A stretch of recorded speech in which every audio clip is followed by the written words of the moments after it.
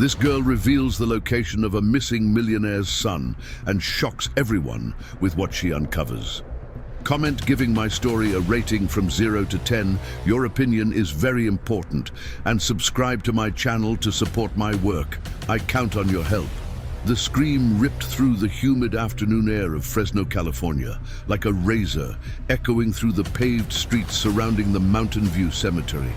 Harrison Blake, 47, stopped abruptly before the wrought iron gates, his weary eyes searching for any sign, any clue that could lead him to Owen. For 2 weeks, his 8-year-old son had vanished during a walk in Woodward Park, and since then, each minute dragged on like an eternity of despair. The child screaming couldn't have been more than 4 years old. Her dark hair was tangled. Her dirty clothes revealed days spent living on the streets, but her brown eyes sparkled with a peculiar intelligence that caught Harrison's attention immediately. Willow, as she was known by the local merchants on Fulton Street, pointed insistently at a newly sealed grave, her words tumbling out in a rush amid sobs. "The boy is buried alive!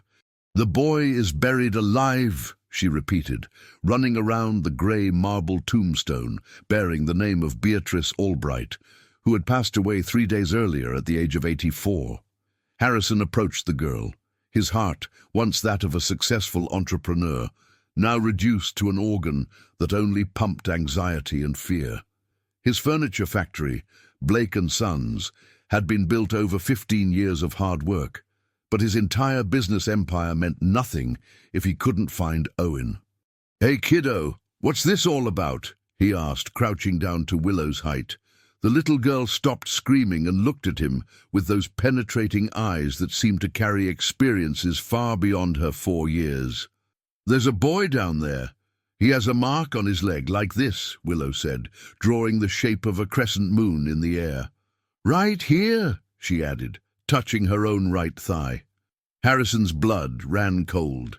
The crescent moon-shaped scar on Owen's right thigh was the result of an accident at 5 years old, when the boy had tripped over a tool in the factory workshop. Only he, his wife, Savannah, and the doctor who had stitched him up knew that specific detail. Savannah had left for Sedona 6 months ago, claiming she needed to find herself, leaving father and son alone in a house that once overflowed with childish laughter. "How do you know that?" Harrison whispered, his hands trembling slightly. Willow simply pointed again at the grave. "I feel him down there. He's scared, but he's alive. There are cookies and water. Someone left cookies and water." Over years of living with Owen, Harrison had learned to distinguish between childish fantasies and truths masked by simple language. There was something in the way Willow spoke, a certainty that transcended her age, that made him make a decision that would change everything. 40 minutes later, a team of firefighters was at Mountain View Cemetery, carefully removing the earth from the newly sealed grave under the curious gazes of dozens of people who had gathered around the site. The cemetery administrator, Gene Thompson, a 52-year-old man with a grey mustache, vehemently protested the desecration of the tomb, but Harrison had obtained an express court order through his lawyer. When Beatrice's coffin was exposed, everyone could see that something was wrong. One of the sides of the grave had been excavated, creating a tunnel that extended beyond the normal space. The firefighters followed the tunnel and found a small underground chamber lined with plastic sheeting and lit by a battery-powered lantern. There was Owen, unconscious but breathing, surrounded by bottles of water and packets of cookies. His small body was clean, his clothes had been recently changed, and there were no signs of serious injuries. Next to him, a stuffed toy that Harrison didn't recognize, a brown bear with a blue ribbon around its neck. As paramedics attended to Owen, preparing him for transport to St. Agnes Medical Center, Harrison turned to Willow, who watched everything with a disturbing calm for a child her age. "How did you know?" he asked again. "I always know when there are people in tight places," she replied, as if it were the most natural thing in the world. "When I was little and slept in the storm drains on Tulare Street, I could feel other people hiding. My mom, Val, said it was a gift. The mention of her mother made Harrison frown. Where is your mother now? Willow's eyes filled with tears for the first time since he had found her. I don't know. Some men took her near here a long time ago. I hid behind a tree, and they didn't see me. At that moment, as Owen was placed in the ambulance and Willow remained by his side like a small guardian, Harrison made a decision that would define the next months of his life. He couldn't simply let that child return to the streets after she had saved his son. There was something special about Willow, something that went beyond her inexplicable ability to detect people in confined spaces. What Harrison didn't know was that, a few blocks away, Bethany Cole, his 42-year-old secretary, was watching the activity at the cemetery through the window of her second-floor apartment on Van Ness Avenue. In her hands, she held a cell phone on which she had just deleted a series of unsent messages to Harrison, messages that revealed an obsession that had been growing for months. Bethany had worked at Blake & Sons for 15 years, watching Harrison build his life, his marriage, his family. When Savannah left, leaving husband and son, she saw an opportunity to finally have the family she had always wanted. Owen's kidnapping was part of a carefully crafted plan to position herself as the savior, the woman who would be by Harrison's side in the most difficult moment of his life. But Willow had ruined everything. St. Agnes Medical Center was buzzing with activity in the early hours following Owen's rescue. Harrison hadn't left his son's bedside, watching every movement, every breath, as if he could protect him only with his constant presence. Doctors had confirmed that the boy was physically fine, only dehydrated and in shock. But something in Owen's eyes when he finally awoke made Harrison's heart clench. "Dad," Owen murmured, his voice weak and hoarse. "The lady said you were coming to get me." "What lady, son?" Owen closed his eyes, as if trying to remember caused physical pain. "The lady from the office. She said you were sick, and I needed to go with her. Then I woke up in the dark." Harrison felt a chill run down his spine. Bethany had worked at the company for so long that Owen knew her well, always calling her the lady from the office when he saw her in the rare moments he visited the factory. The possibility that his own secretary might be involved in his son's kidnapping was too terrifying to fully process. Willow had spent the night at the hospital as well, refusing to leave the hallway even when the nurses tried to take her away. She remained sitting on the cold floor, leaning against the wall, humming softly a melody that Harrison didn't recognize. When he approached her in the morning, he noticed that the girl had drawn small birds on the margins of an old newspaper that someone had dropped. "Willow, I need to ask you something," Harrison said, sitting down beside her. "When you found Owen, was there anyone else around? Did you see who put him there?" The girl stopped humming and looked at him with those penetrating eyes. "There was a smell of sweet perfume near the hole, and small footprints in the dirt from a woman's shoe, but I didn't see anyone."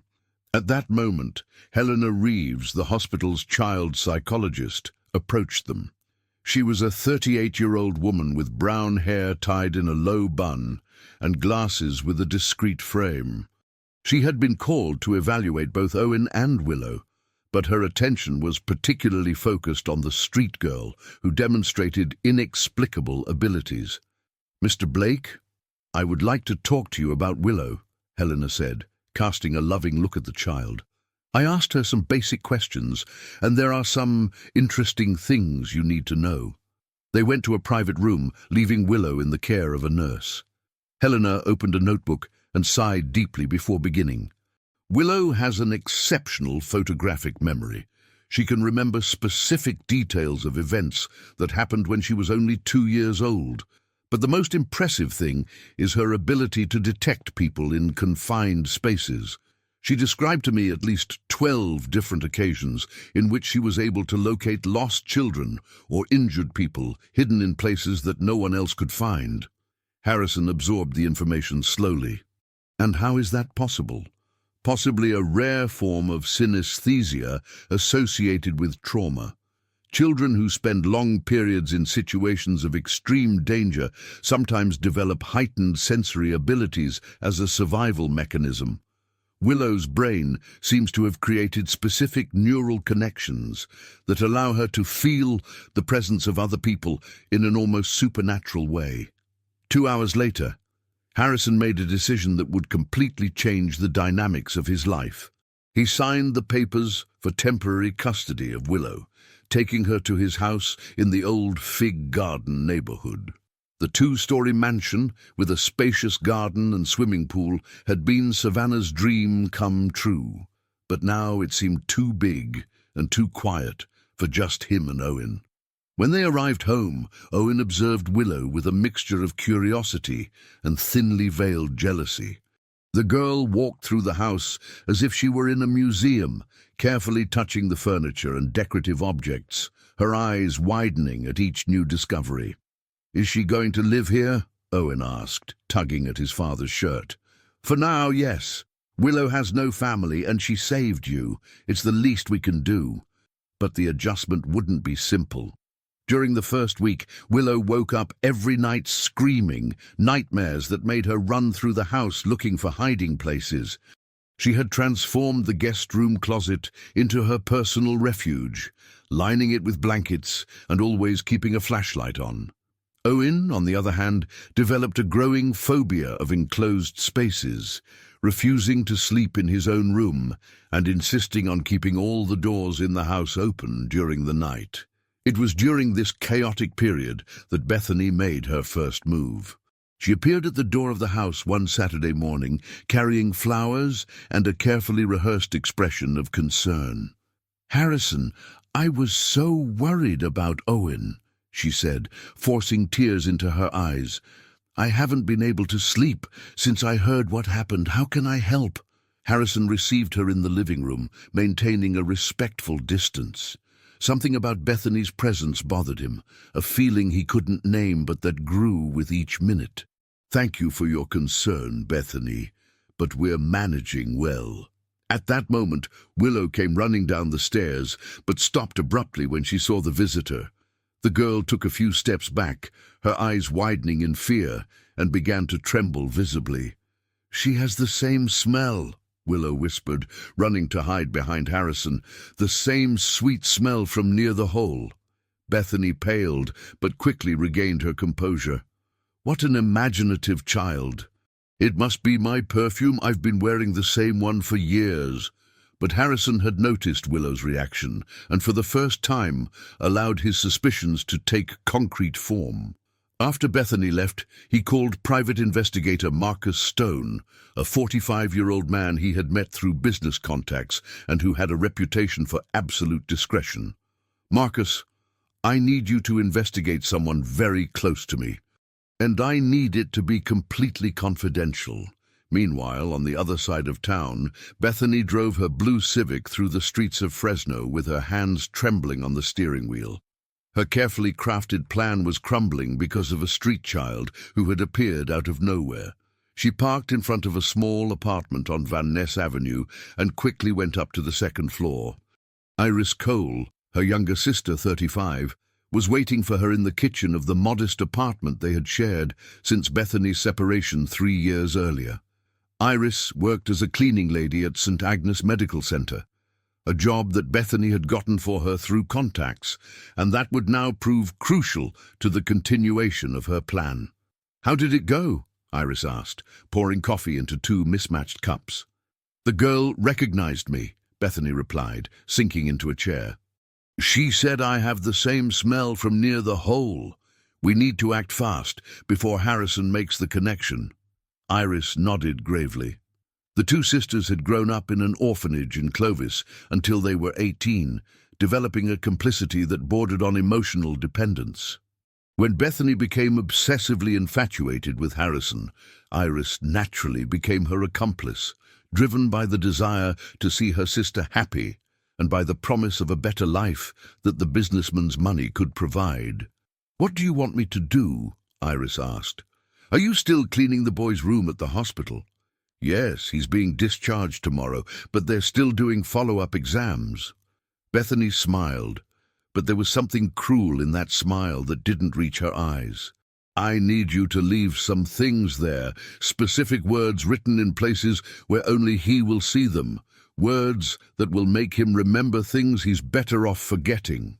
Owen's first panic attack occurred during his last exam at St. Agnes Medical Center. He was lying on the gurney for a routine MRI when he began to scream desperately, repeating a word that made the doctors look at each other with concern. Butterfly. The word echoed through the corridors as Owen thrashed, refusing to enter the equipment that he considered too similar to the confined space where he had been held captive. Harrison was urgently called to the hospital, finding his son in a state of extreme agitation. Dr. Mark Ellis, the neurologist responsible for the case, explained that kidnapping traumas often manifested through specific triggers, but the word butterfly didn't make sense in the context of what Owen had experienced. "Dad, there was a butterfly drawn on the wall where I was," Owen murmured between sobs when he finally calmed down. "And someone wrote that word on my pillow this morning, in small letters, well hidden." Harrison felt his blood run cold. No one other than the medical team and the cleaning staff had access to Owen's room. Discreetly, he sought out the nursing supervisor, Laura Green, a 50-year-old woman who had known all the hospital employees for decades. "Laura, who cleans room 312? "Iris Cole, a very dedicated girl. She's been working here for 3 years. "Why do you ask?" The last name Cole made an alarm sound in Harrison's mind. Bethany Cole. It couldn't be a coincidence. He asked to see the employee records and confirmed his suspicions. Iris Cole had been hired through a recommendation from Bethany, listed as a personal reference. That night, back at the house in Old Fig Garden, Harrison faced a new crisis. Willow had found something in the garden that left her in a state of absolute terror. She was crouched near the rose bushes, trembling and pointing to the ground, where there was a small brown stuffed bear, identical to the one that had been with Owen in captivity. "Someone left this here," Willow said, her small voice filled with fear. "The bad person was here. She wants us to know she's still around." Owen, who had come down for water, saw the toy and immediately began to have another panic attack. The sight of the bear brought back fragmented memories of his captivity. A female voice whispering soothing words, gentle hands changing his clothes, the sweet smell of perfume mixed with the odor of damp earth. It was Willow who managed to calm Owen this time. She approached him slowly, began humming the same melody that Harrison had heard at the hospital, and gradually the boy stopped trembling.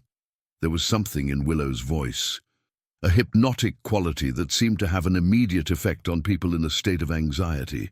"Where did you learn that song?" Harrison asked, impressed by Owen's transformation. "My mom, Val, sang it when I had nightmares. She said the music kept away the bad spirits," Willow replied, still cradling Owen as if he were her younger brother. That morning, Harrison hired private security for the house.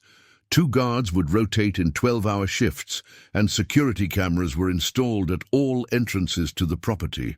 Marcus Stone, the private investigator, had begun his investigation into Bethany and had already brought disturbing information. "She has a psychiatric history," Marcus reported during a private meeting in the factory office. 3 hospitalizations between 2018 and 2019, all related to episodes of romantic obsession. The last case involved stalking a client of the bank where she worked before. "Why didn't this come up when I hired her?" "Because she used contacts within the court system to scrub her records." "Bethany is smarter and more dangerous than she appears." Marcus had also discovered that the Cole sisters had a third accomplice, Faith Lowell, a 44-year-old social worker who worked in the city's adoption department. For years, Faith had facilitated irregular processes in exchange for money and had recently helped Bethany obtain information about orphaned children in the area. "They were planning something bigger than Owen's kidnapping," Marcus continued. "There is evidence that they intended to present Willow as a child you had rescued, creating a narrative where Bethany would be the compassionate woman who would help you take care of two traumatized children. The revelation made Harrison understand the sinister complexity of the plan. Bethany hadn't kidnapped Owen just out of obsession. She had orchestrated a situation where he would depend on her emotionally, where she would become indispensable in his life. 3 days later, the situation escalated dramatically. Owen began to find messages left in impossible places, words written on the steam of the bathroom mirror, notes hidden in his school books, drawings of butterflies appearing in places where he was sure they hadn't been before. Each discovery left him more terrified and more dependent on the constant presence of Willow, who had become his only source of peace. During a consultation with Helena Reeves, the psychologist revealed something that completely changed Harrison's perspective on Willow. Play therapy sessions had awakened suppressed memories of the girl, memories of her life before the streets. Willow wasn't born on the streets, Helena explained. She has clear memories of a house, of a family. Her special abilities are not just the result of trauma.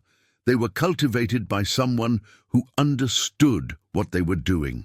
During a recorded session, Willow had described her mother, Val, with surprising detail, a woman who worked cleaning houses during the day and studied books about people's feelings at night. Val had taught Willow specific breathing and concentration exercises, always saying that she had a special gift that needed to be protected. "She taught me to feel when people were scared or trapped," Willow said during the session. "She said our family always had that ability, that it was our responsibility to help those who were suffering." But the most shocking revelation came when Willow described the day she lost her mother. It hadn't been near Mountain View Cemetery, as she had initially said. Val's kidnapping happened in the very house where they lived, a small 2-story house on the outskirts of Fresno. There were 3 people, 2 women and an older man. They told Mom that I was going to have a better family, that she couldn't take care of me properly. Mom cried a lot and said they were lying, that I was special and that bad people wanted to use my gift. The description of the women involved in Val's kidnapping perfectly matched the physical characteristics of Bethany and Iris Cole. The older man could be Gene Thompson, the cemetery administrator, who Marcus had discovered had suspicious financial connections with Faith Lowell. That night, Harrison made a decision that would put his family in even greater danger. He decided to confront Bethany directly, but strategically. He called her, claiming that he needed her help to deal with the children's traumas, asking her to come to his house the next day. "I don't know what to do anymore, Bethany. The children are having constant nightmares, and you've always been so good with difficult situations," he said on the phone, playing the role of a desperate man who needed female support. On the other end of the line, Bethany smiled. Finally, her plan was working. Harrison was asking for her help, recognizing that he needed her. She didn't suspect that Marcus Stone had installed recording equipment throughout Harrison's house, nor that every word she said would be documented as evidence. When she hung up the phone, Bethany immediately called Iris. "Tomorrow will be the day. Harrison finally realized that he needs me. Now it's just a matter of time until he understands that we are perfect for each other." But there was something Bethany didn't know. Willow had developed the ability to feel dangerous people from a distance, and she already knew that the next day would bring consequences that would change everything forever. The morning that would change everything began with Willow refusing to leave the guest room closet. She had spent the entire night humming her special melody, but this time with an urgency that Harrison had never heard before. When he tried to convince her to have breakfast, she held his hand and whispered words that made his heart race. "Today the bad woman will confess her evil deeds, but someone will also arrive who will make my heart stop hurting forever." At 10 in the morning, Bethany arrived at the house in Old Fig Garden, wearing a light blue dress and carrying a bag full of therapeutic toys that she had bought specifically to impress Harrison. She didn't notice the discreetly positioned cameras or realize that Marcus Stone was parked on the street, documenting every movement. "Harrison, you look exhausted," she said, touching his arm possessively. "Let me help you with the children. I know it's not easy taking care of two traumatized little ones alone." Harrison's strategy worked perfectly. For 2 hours he played the role of a vulnerable man who desperately needed female support, while Bethany gradually let down her guard and began to reveal compromising details about her knowledge of the kidnapping. "Owen has always been a special child," she said, stroking the hair of the boy who was playing on the living room floor. "When he disappeared, I knew immediately that it wasn't a common kidnapping. There was something too planned in the situation." "How do you mean planned?" Harrison asked, keeping his voice neutral. "Well, the location where he was found, for example. Who would kidnap a child to keep him in an underground chamber in the cemetery? It's almost as if someone wanted him to be found eventually, but in a way that created emotional dependence." Bethany's words were recorded with perfect clarity by Marcus's equipment. She was confessing the plan without realizing it, driven by the obsessive need to demonstrate her superior intelligence. At that moment, Willow came running down the stairs, but stopped abruptly upon seeing Bethany. This time, however, her reaction was different. Instead of fear, there was a strange determination in her small eyes. "You hurt my mom," Willow said, pointing directly at Bethany. "You and your sister took her away when I was little. You wanted to use me because of my gift." Bethany paled, but tried to maintain her composure. "What a fertile imagination, my dear. I don't know what you're talking about. You work with the woman who forges adoption papers, Faith. You sell special children to people who want to use our gifts to find lost things or hidden people." The accuracy of Willow's accusations left Bethany visibly shaken. How could a 4-year-old know about Faith Lowell and the irregular adoption scheme? It was at that moment that the doorbell rang. Harrison opened the door and found Marcus Stone accompanied by a woman who made Willow let out a cry of pure joy. Val Santos, 34, stood there on the doorstep, her brown eyes identical to her daughter's, filling with tears. "My little one," Val whispered, opening her arms. Willow ran across the room and threw herself into her mother's arms, both crying and laughing at the same time. The reunion was so intense and emotional that even Bethany was momentarily paralyzed, watching the reunion with a mixture of shock and understanding that her plan had completely collapsed. "How did you find her?" Harrison asked, moved by the scene. "Val was working as a cook in a hotel in Clovis," Marcus explained. "She never stopped looking for Willow. When the newspapers reported Owen's rescue and mentioned a street girl with special abilities, she knew immediately that it was her daughter." Val approached Bethany, still holding Willow in her arms. There was a quiet strength in her eyes that made the secretary instinctively recoil. "You and your sister told me that Willow would be adopted by a wealthy family who would take better care of her than I could," Val said, her voice laden with contained pain. "You lied. You abandoned her on the street so that she would develop her abilities alone, without protection." "I don't know what you're talking about," Bethany tried to deny, but her voice trembled. "Our gift works differently in each generation," Val continued, now addressing Harrison. "I can feel when people are lying or hiding bad intentions. Willow inherited the ability to locate people in danger. My grandmother could predict when someone was going to get sick." The revelation explained a lot about Willow's extraordinary abilities, but it also revealed why Bethany and her accomplices had been interested in them. Marcus had discovered that the irregular adoption scheme had a specific focus on children with special characteristics: photographic memory, keen intuition, developed sensory abilities. "Faith Lowell has already confessed everything," Marcus announced. "She was arrested this morning along with Jean Thompson. Iris Cole is also being sought." "You better cooperate, Bethany." Faced with the evidence and the presence of Val, who clearly recognized her involvement in the original kidnapping, Bethany finally gave in. Between tears of anger and frustration, she confessed to having orchestrated Owen's kidnapping as part of a plan to get closer to Harrison, capitalizing on her 15-year obsession with her boss. "I just wanted a family," she said, sobbing. "When Savannah left, I thought I finally had a chance. But you don't understand what it's like to live 15 years loving someone who doesn't even notice your existence." During the weeks that followed, many truths came to light. Val explained that she had been forced to hand over Willow as a baby to a couple in Clovis through Faith's scheme, but when she discovered the irregularities in the process, she managed to get her daughter back at the age of 2.